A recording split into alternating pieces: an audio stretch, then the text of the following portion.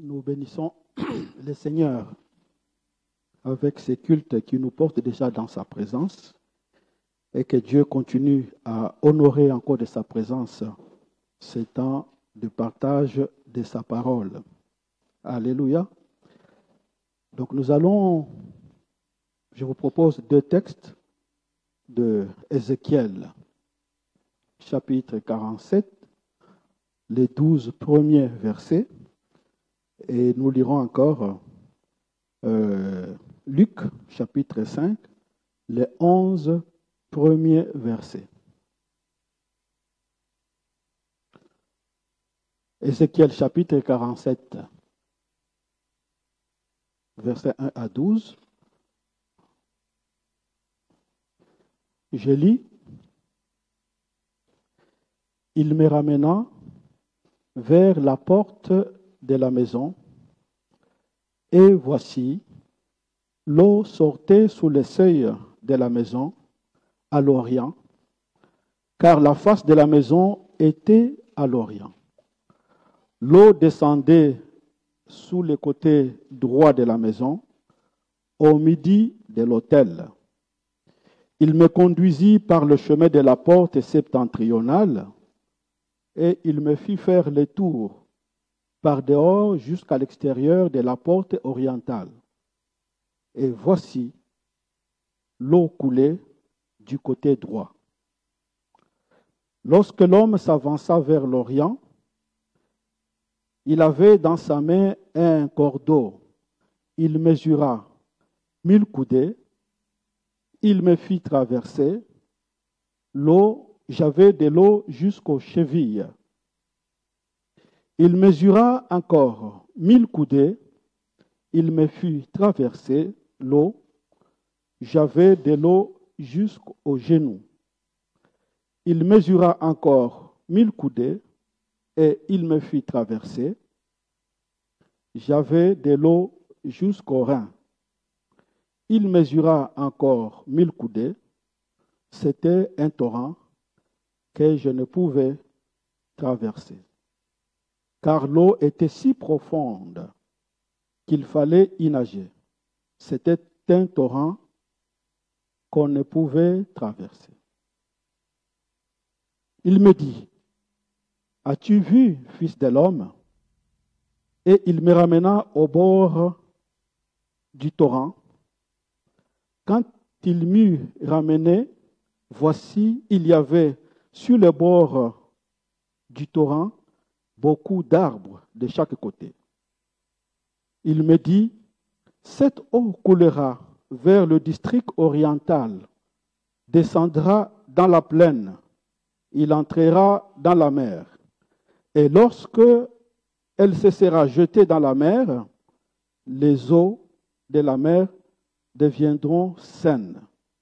Tout être vivant qui s'émeut vivra partout où le torrent coulera. Et il y aura une grande quantité de poissons, car là où cette eau arrivera, les eaux deviendront saines, et tout vivra partout où parviendra le torrent. Des pêcheurs se tiendront sur les bords, depuis en El-Gedi jusqu'à El-Eglaïm. On étendra les filets. Il y aura des poissons de diverses espèces, comme le poisson de la grande mer, et ils seront nombreux. Ces marais et ces fosses ne seront point assainis, ils seront abandonnés au sel. Sur les torrents, sur les bords de chaque côté, croîtront toutes sortes d'arbres fruitiers. Leur feuillage ne flétrira point, et leurs fruits n'auront point de fin. Ils mûriront tous les mois, parce que les eaux sortiront du sanctuaire. Leurs fruits serviront de nourriture, et leur feuillage de remède. Et nous lisons Luc 5, 1 à 11. Jésus se trouvait au bord du lac de Génézareth et que la foule se pressait autour de lui pour entendre la parole de Dieu. Il vit au bord du lac 2 barques d'où des pêcheurs étaient descendus pour laver leurs filets. Il monta dans l'une de ces barques qui était à Simon et il les pria de s'éloigner un peu de terre. Puis il s'assit et de la barque, il enseignait la foule. Lorsqu'il eut cessé de parler, il dit à Simon, « Avance en pleine eau et jette le filet pour pêcher. » Simon lui répondit, « Maître, nous avons travaillé toute la nuit sans rien prendre. Mais, si ta parole, je jeterai le filet. » L'ayant jeté, ils prirent une grande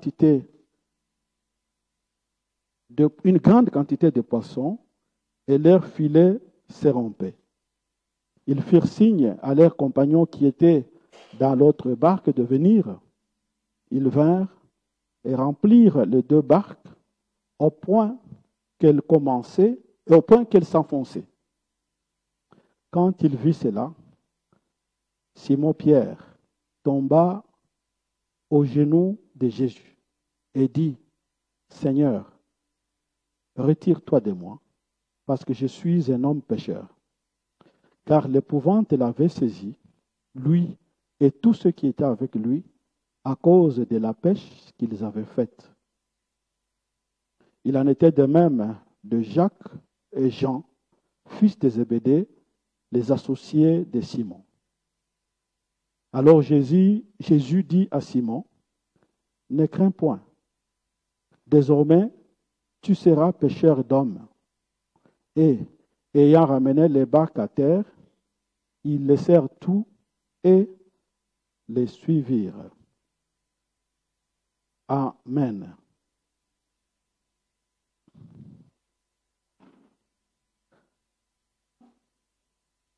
Seigneur, ta parole, elle est vérité.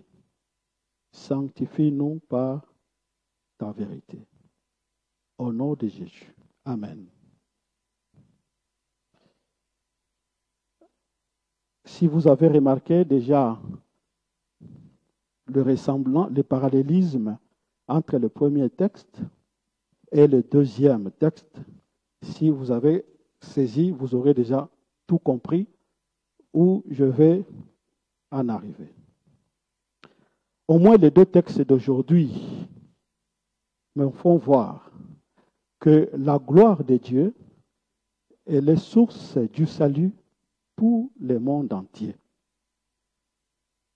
Voilà pourquoi Dieu donne cette gloire. Pour que toute l'humanité soit sauvée.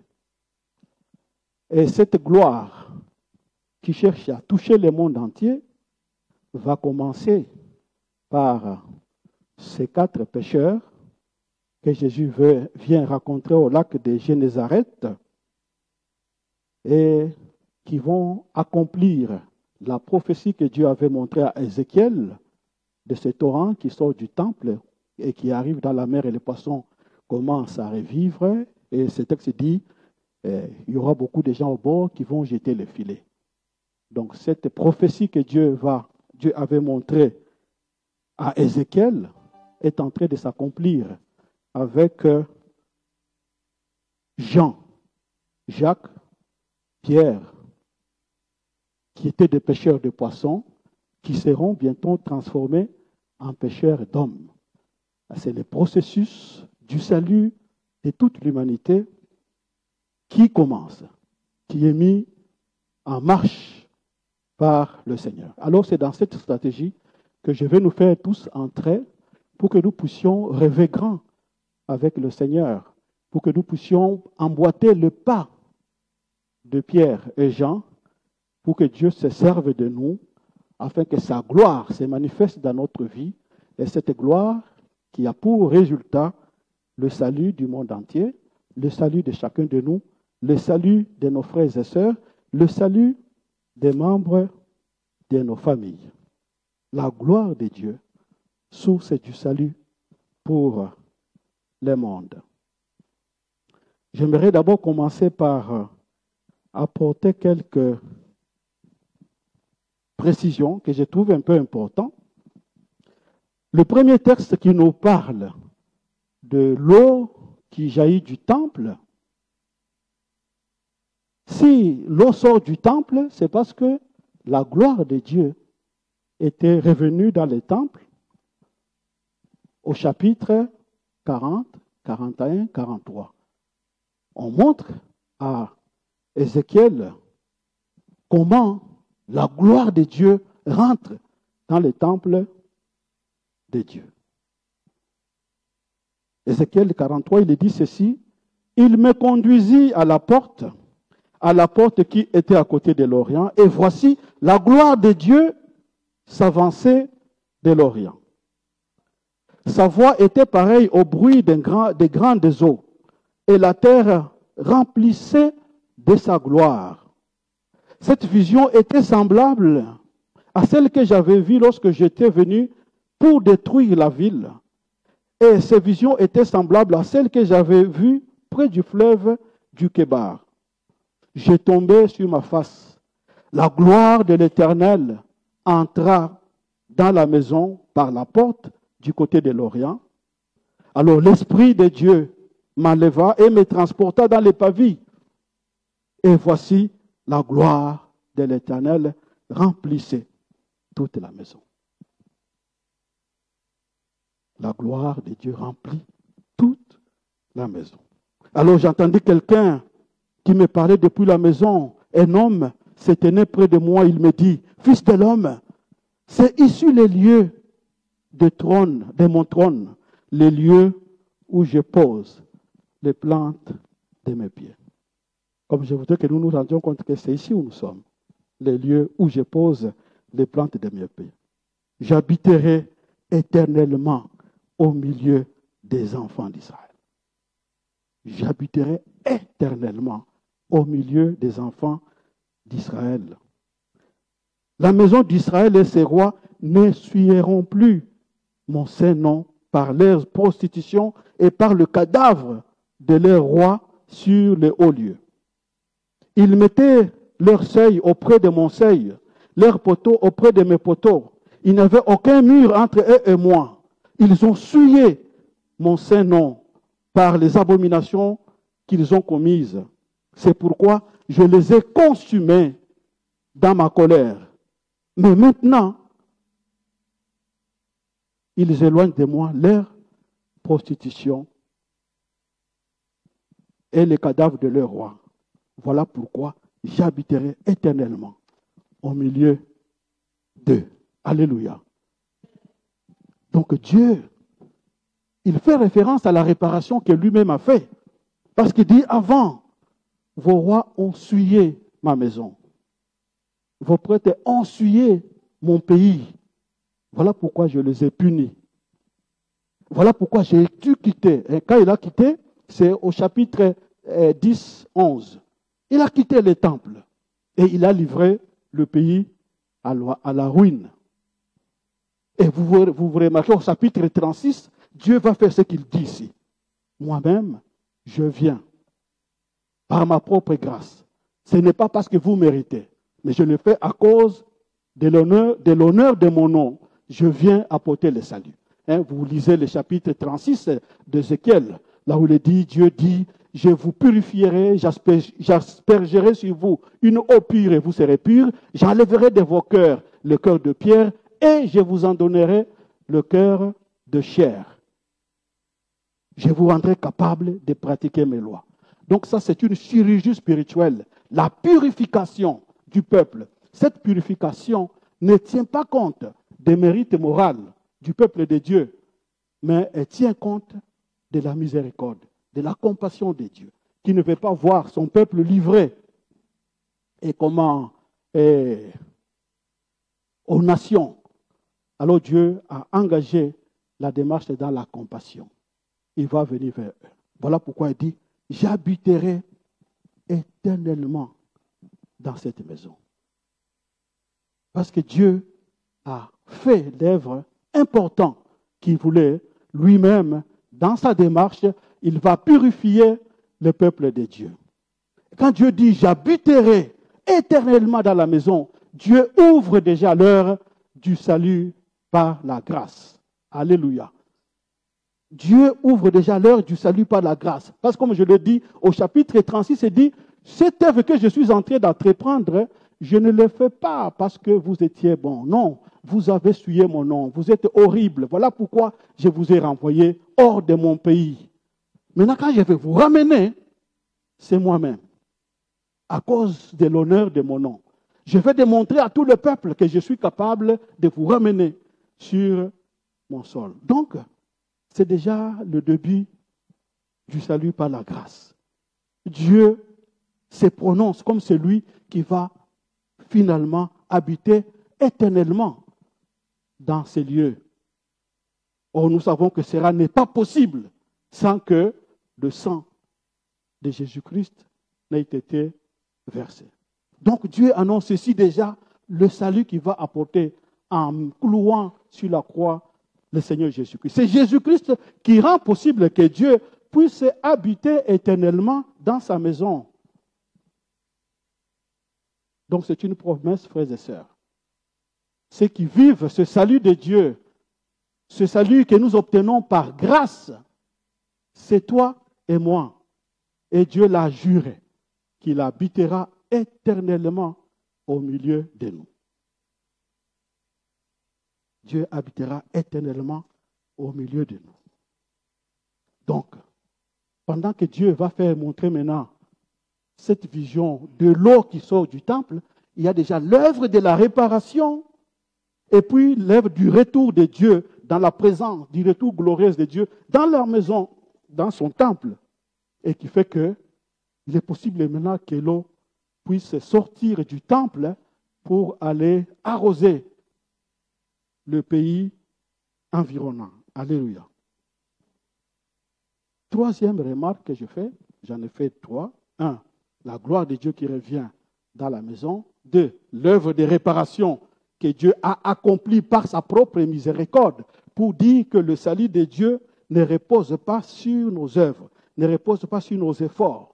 Il repose exclusivement sur sa miséricorde et sur l'œuvre qu'il a accomplie à la croix. Et troisième chose que je voudrais souligner, vous le lirez vous-même. Quand vous lisez ce texte d'Ézéchiel, chapitre 47, que je viens de lire, c'est Dieu qui montre à Ézéchiel toute l'histoire d'Israël au moment où il les chasse du temple, de la terre promise, parce qu'ils ont péché, ils ont déporté. Et puis Dieu va lui montrer, 70 ans avant, il lui montre comment il va restaurer encore son peuple. Son peuple va revenir sur sa maison. C'est ce processus où il va revenir, que Dieu lui montre à partir des chapitres 40 jusqu'à 47, à 48. Dieu lui montre comment ça va se passer. Donc, c'est que, comment Zorobabel, Néhémie, Esdras sont en train de faire. Dieu l'avait déjà montré 70 ans avant à Ézéchiel que voilà ce que je veux faire. Alors, il y a le processus de restauration du temple. Et quand le temple est restauré, Dieu revient dans le temple.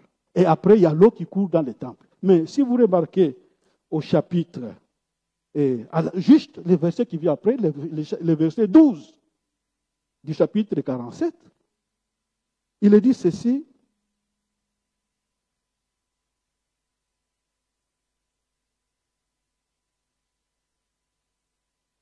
Il dit ceci, pardon. Sur le torrent, oui, au chapitre 13. Voici, ainsi parle l'Éternel. Voici les limites du pays que vous distribuerez en héritage aux 12 tribus d'Israël. Donc Dieu lui montre le processus de restauration qui va s'accomplir après la déportation. Or, nous savons que ceux qui ont été déportés, ce n'est plus les 12 tribus. Ceux qui ont été déportés, c'est les 2 tribus de Benjamin et de Juda, qui étaient au sud. C'est eux qui constituent les Juifs que nous connaissons aujourd'hui. Les Juifs que nous connaissons aujourd'hui ne comprennent plus les 12 tribus. Parce que les 10 premières tribus ont été déjà déportées quelques siècles plus tôt. avec les royaumes assyriens, ils ont été dispersés dans la nature. Ils ne sont jamais revenus. Donc les Juifs que nous parlons d'aujourd'hui, ils descendent des deux tribus, de Juda et de Benjamin. C'est vrai que quand ils ont déporté, il y a eu quelques personnes en fouillant qui sont revenus rejoindre les royaumes du Sud. Mais comment? Sur le plan théologique, il n'y a que les deux tribus. Alors comment Dieu qui parle, qui vont restaurer ce peuple, il va faire mention de 12 tribus. L'Éternel, voici les limites du pays que vous distribuerez en héritage aux 12 tribus d'Israël. Ça ne pouvait plus s'accomplir. Ça ne peut pas s'accomplir.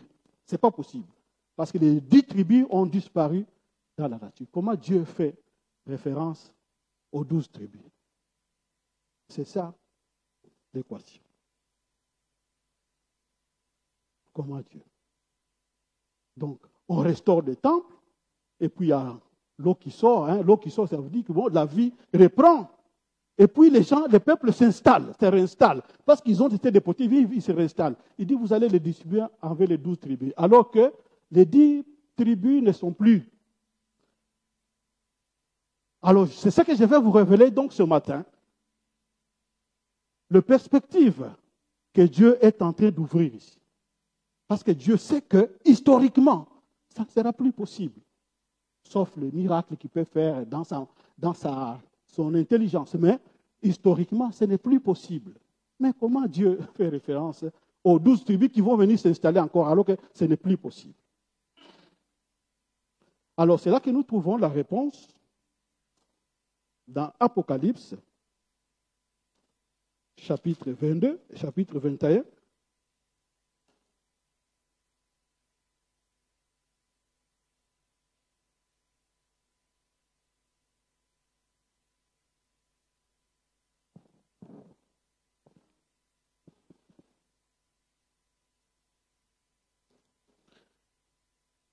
Chapitre 21, verset, excusez-moi.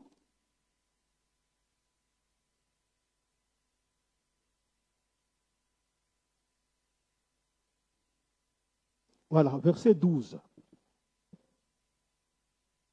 Dieu montre, voyez, Dieu, ils sont venus pour reconstruire Jérusalem. Mais dans la reconstruction de Jérusalem, Dieu leur dira, vous allez redistribuer les pays aux 12 tribus, alors que ce n'est pas possible. Alors, le verset 21 d'Apocalypse nous parle maintenant d'une autre Jérusalem. Ce n'est plus le Jérusalem terrestre, mais c'est le Jérusalem qui descend du ciel. Et c'est dans ce Jérusalem qui est dit au verset 12. Donc, cette ville qui descendait du ciel, la nouvelle Jérusalem, elle avait une grande et haute muraille. Les hautes murailles nous fait penser à quoi?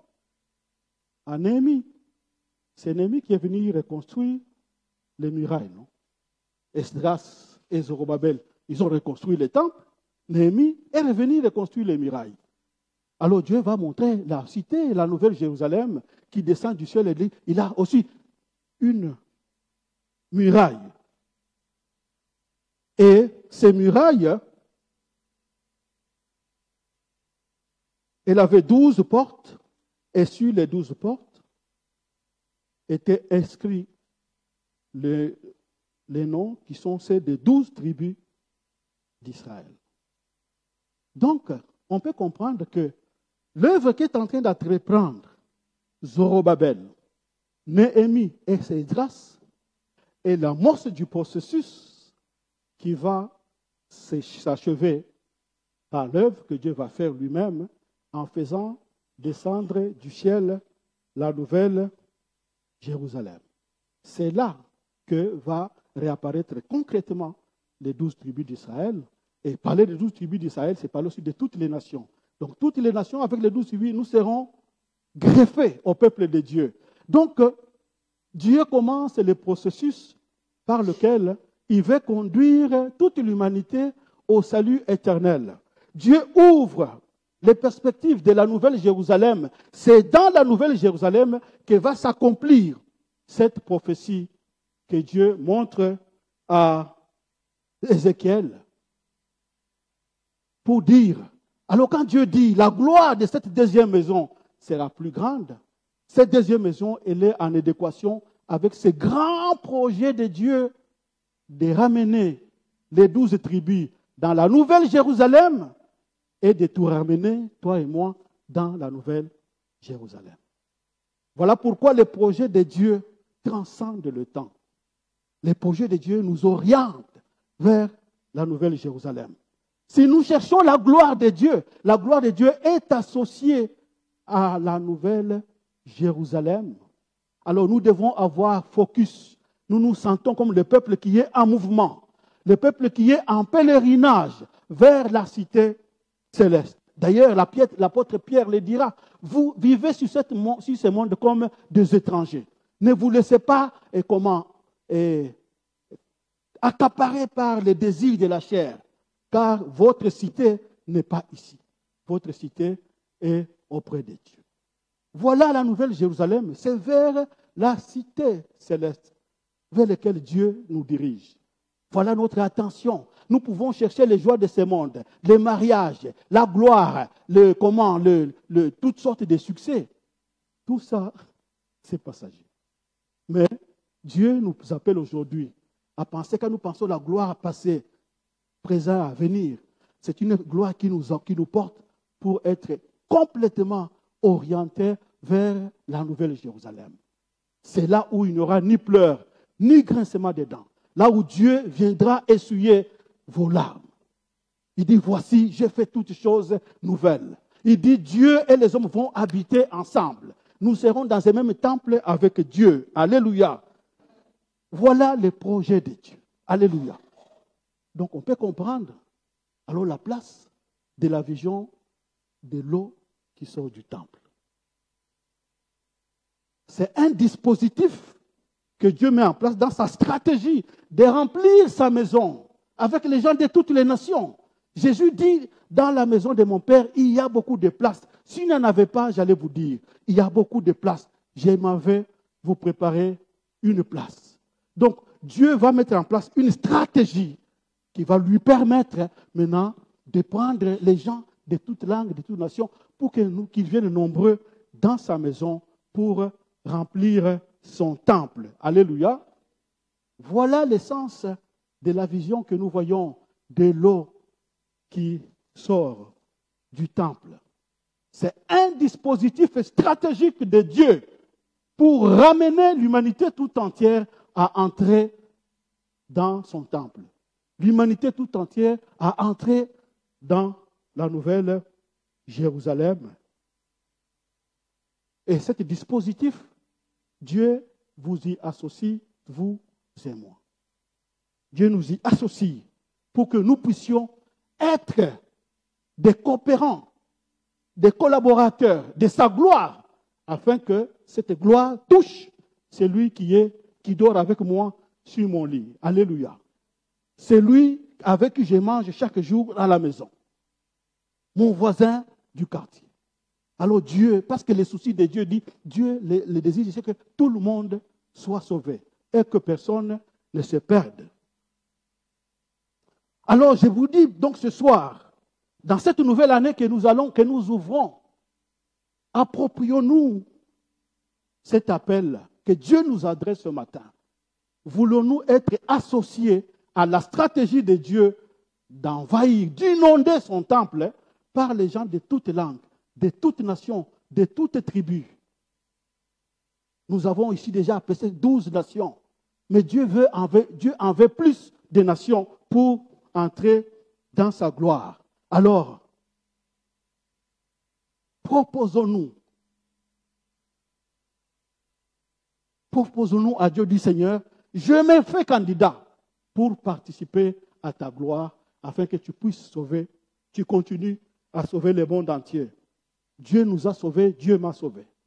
Mais nous savons qu'il y a beaucoup, en commençant par l'environnement qui nous entoure, qui ne sont pas encore entrés dans cette maison.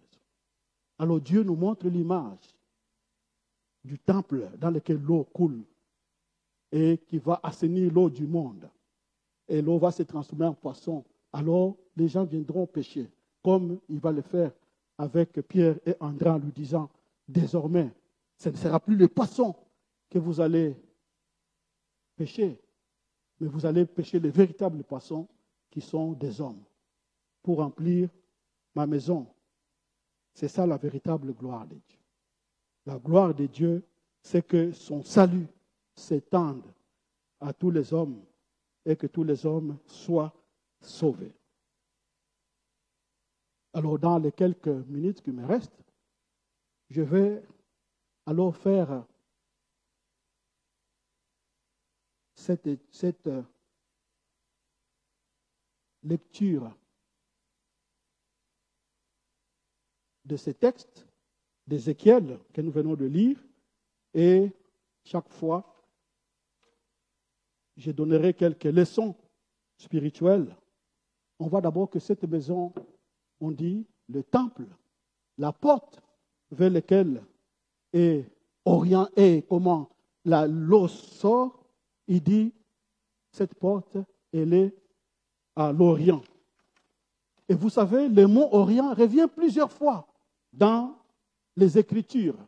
À l'Orient, à l'Orient. Les mages qui sont venus visiter Jésus-Christ, on dit qu'ils venaient de l'Orient. Et l'étoile qu'ils ont vue, on dit l'étoile venait de l'Orient.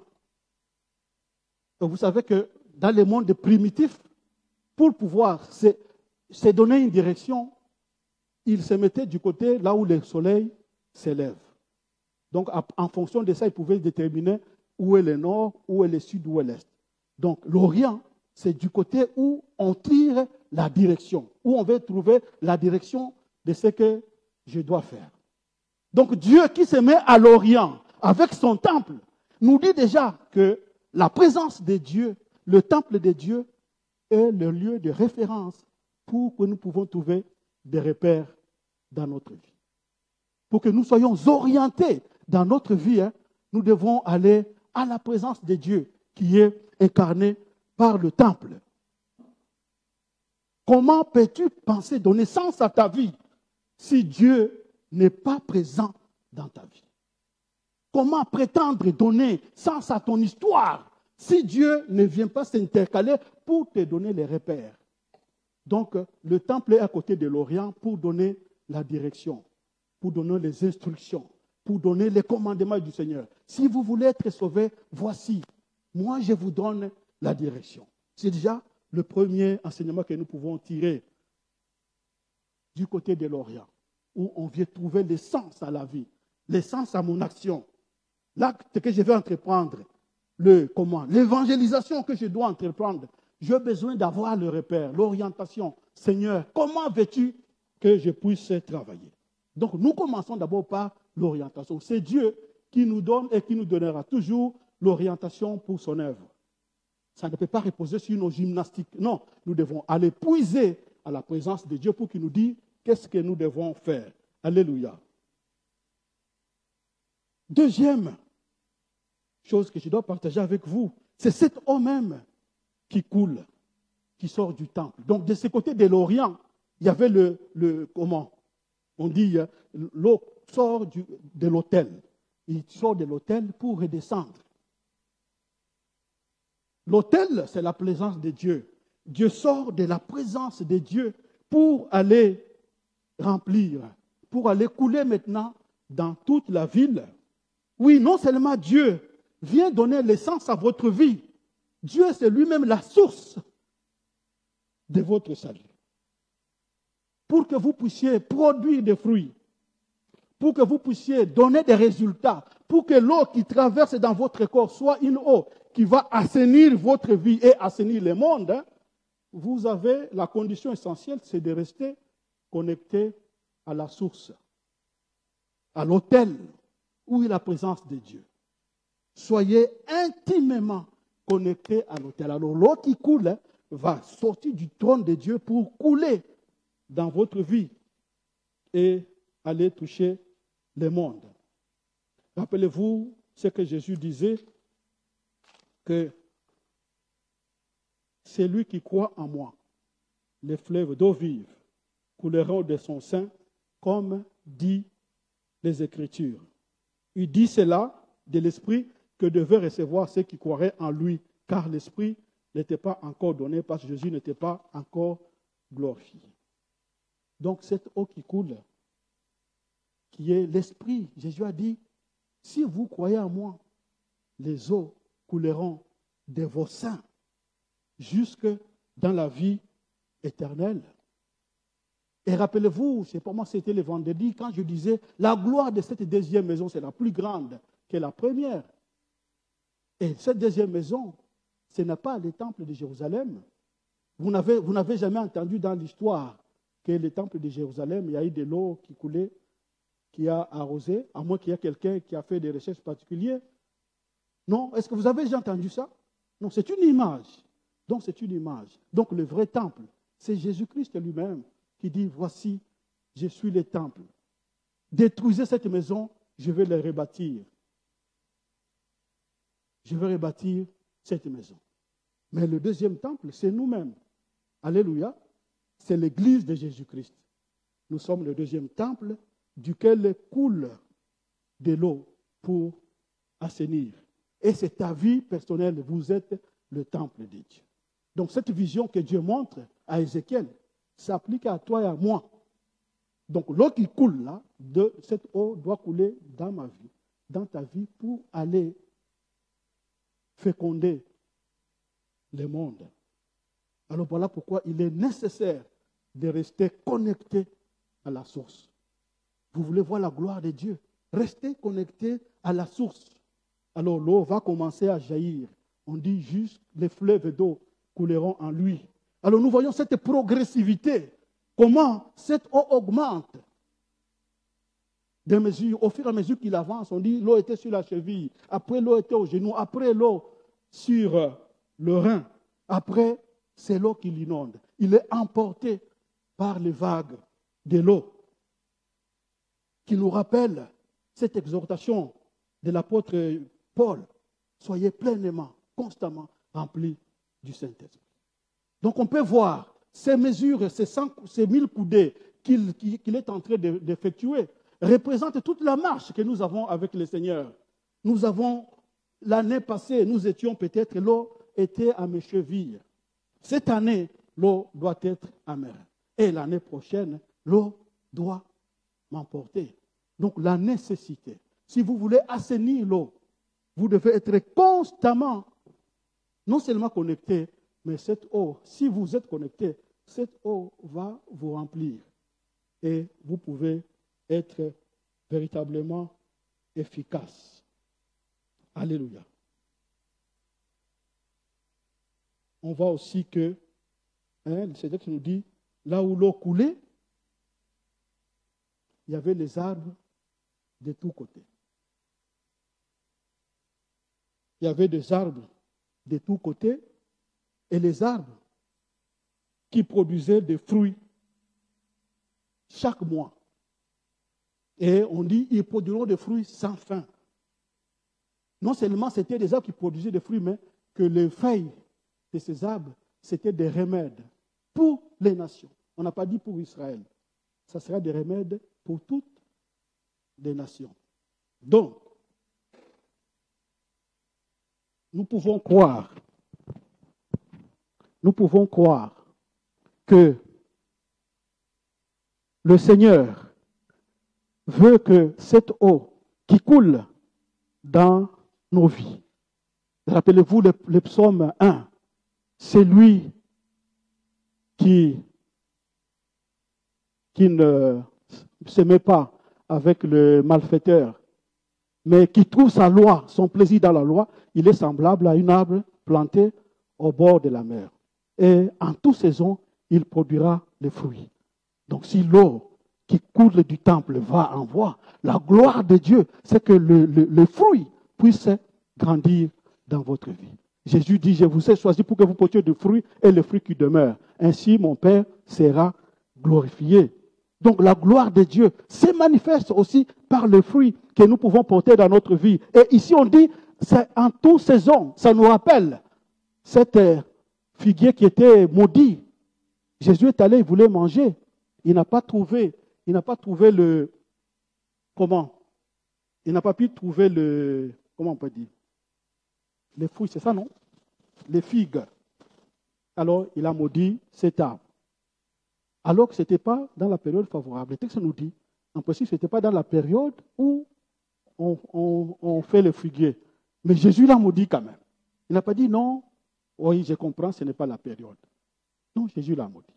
Pour dire, celui qui est connecté à la source d'eau qui descend doit produire des fruits à tout instant.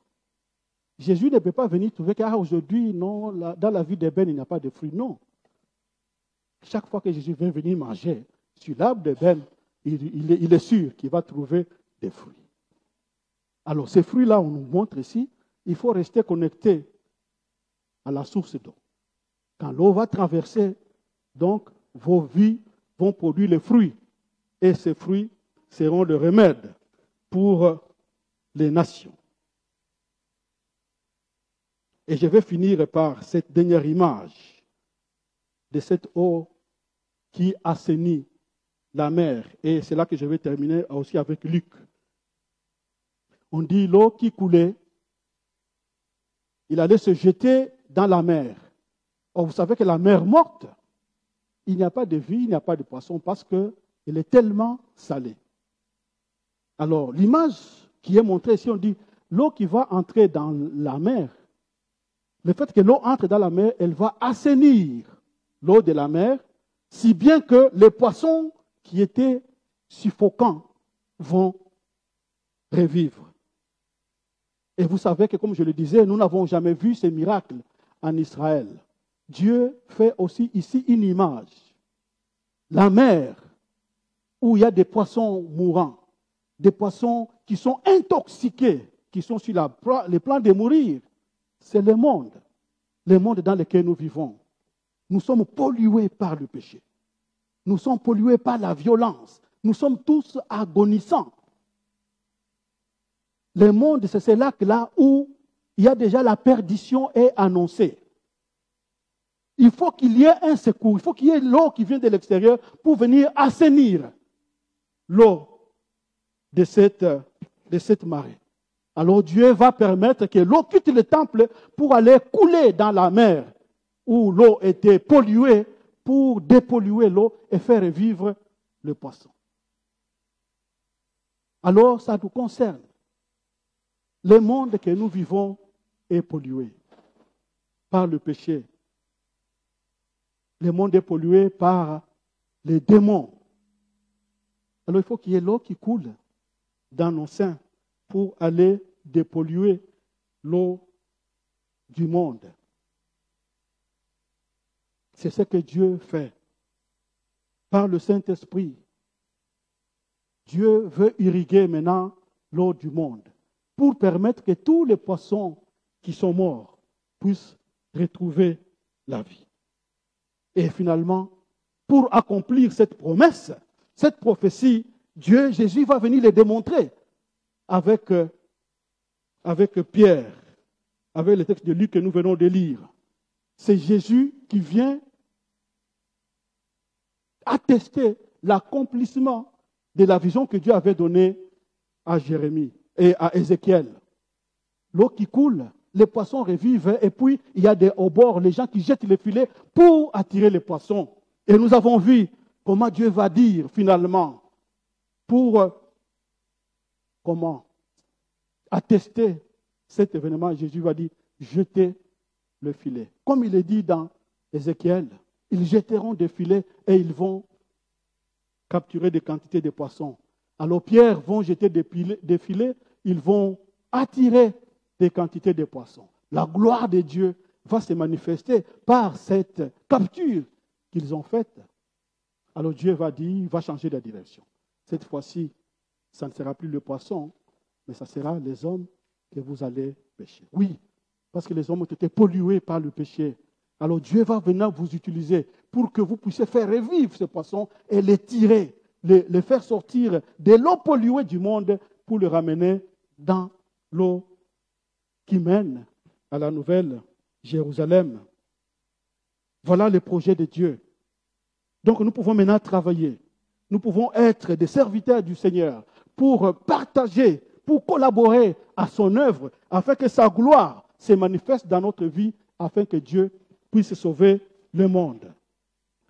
Oui, frères et sœurs, nous sommes le temple de Dieu. Nous sommes de ceux dans la vie desquels doit couler cette eau. Et je vous dis que cette eau a besoin d'être constamment remplie pour pouvoir être des canaux que Dieu utilise pour assainir le monde. Non seulement être des canaux, mais être aussi des acteurs que Dieu va utiliser pour maintenant retirer les poissons dans les eaux du monde pollué, pour sauver les hommes, comme Simon, André et Pierre et Jacques et Jean vont recevoir alors cette vocation. Désormais, vous serez les pêcheurs d'hommes. Et nous savons, 3 ans plus tard, Pierre va accomplir ce miracle. À partir de la prédication, il va tirer 1000 poissons et 3000 poissons. C'est ça, non? 3000 poissons. 3000 personnes vont se convertir à la foi et adhérer à l'évangile. Et vous lisez Actes, chapitre 42 à 47, comment l'Église grandit. Comment l'Église grandit par beaucoup de poissons que maintenant les apôtres sont en train de pêcher pour le faire venir dans la maison du Seigneur. Ainsi, Dieu est en train de travailler pour que la nouvelle Jérusalem soit remplie de beaucoup d'hommes, de toutes langues et de toutes nations. Oui, la gloire passée, la gloire présente, la gloire à venir. Dieu donne cette gloire, frères et sœurs, pour que son salut puisse atteindre toute l'humanité, toutes les nations. Alors, rendons-nous aussi coopérants en disant, Seigneur, non seulement moi, je suis sauvé, mais par moi, je voudrais que mon voisin, ma mère, mon grand frère soient aussi sauvés pour la vie éternelle. Alléluia. Que le Seigneur nous bénisse. Alors, nous allons prier.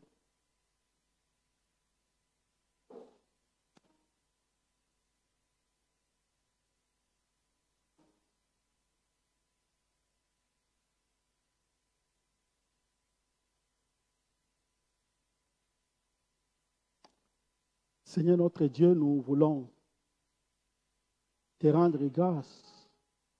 Toi qui nous montres ces grands projets qui vont s'accomplir dans la nouvelle Jérusalem.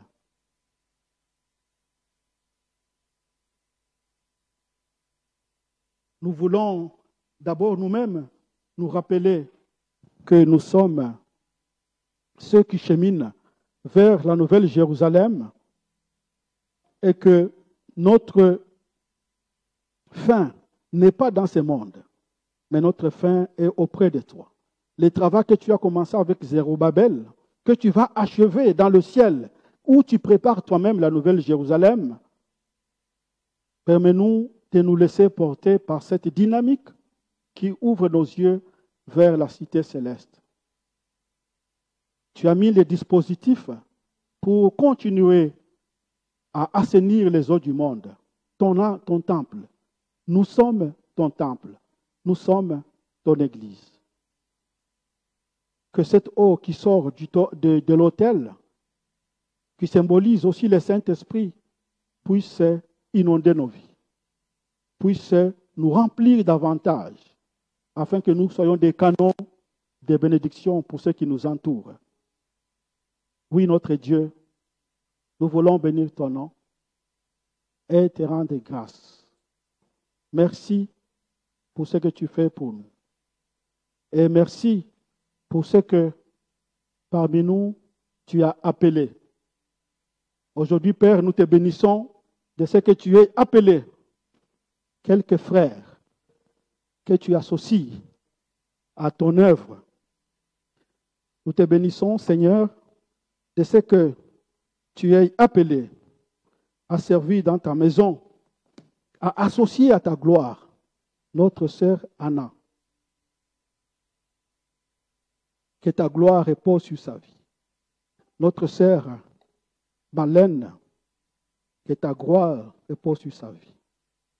Notre sœur Christina, notre frère Barak, notre frère Ben et notre sœur Laetitia, que tu associes donc à ton œuvre. Nous te bénissons et nous te rendons gloire. Au nom de Jésus, nous te prions. Amen. Alors, puisque nous parlons d'être associés à l'œuvre de Dieu, être participants de sa gloire pour sauver le monde, il y a les quelques personnes que je viens de citer qui ont suivi une formation, qui veulent s'ajouter dans l'Église pour être activement opérationnels dans la vie de l'Église, dans la mission de Dieu. Alors si les sœurs, vous êtes là, vous pouvez passer devant, on va prier pour vous. Les frères, la sœur Anna, notre sœur Malène, notre sœur Christina,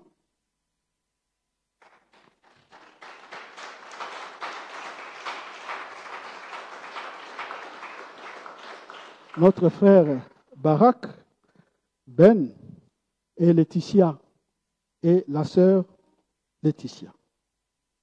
Voilà les poissons que l'église de Tanger vous venez de faire. Alléluia. Alors vous les avez, venez, ils vont s'associer à l'œuvre du Seigneur. Avec eux, nous allons encore prendre d'autres poissons. Anna, qui veut rejoindre l'accueil. Voilà.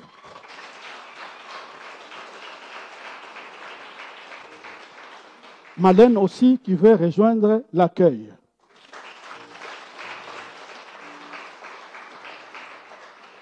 Le groupe musical est encore gâté avec Christina.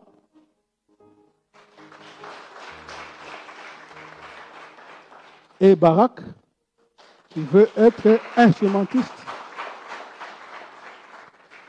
Il y avait une commission qui était en gestation, on cherchait des personnes pour s'en occuper, la commission de logistique. Ça sera un grand travail de l'Église. Faire l'inventaire de tout ce qui est ici, quand nous avons un séminaire, voilà, pour organiser les orateurs, trouver les hôtels pour eux, des choses comme ça. Alors, Ben se propose de rejoindre la commission de logistique.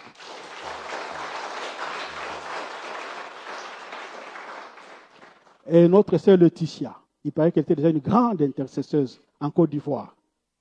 Donc, elle veut renouer avec son ministère. Laetitia à l'intercession.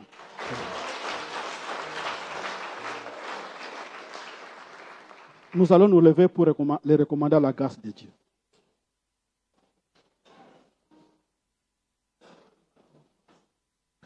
Élevons nos voix pour prier pour eux. Prions.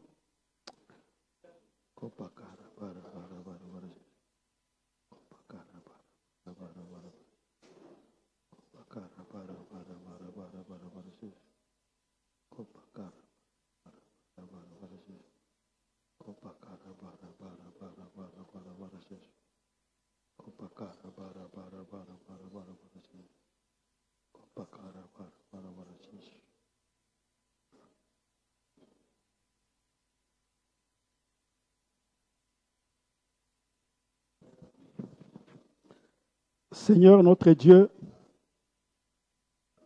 toi qui as dit, je vais prier pour nous tous, toi qui as dit à Simon-Pierre que désormais tu seras un pécheur d'hommes, nous recommandons à ta grâce ce frère ici devant et sœur que tu appelles par leur nom aussi. Nous demandons au Dieu que cette qualification que tu as accomplie dans la vie de tes apôtres puisse aussi les rejoindre maintenant au nom de Jésus-Christ, afin qu'une fois entrés dans ton service, qu'ils soient encore efficaces et opérationnels pour la manifestation de ta gloire dans ton Église. Nous te bénissons notre Dieu et nous te rendons gloire. Par Jésus-Christ, nous t'avons prié. Amen. Acclamons le Seigneur pour la moisson. Amen.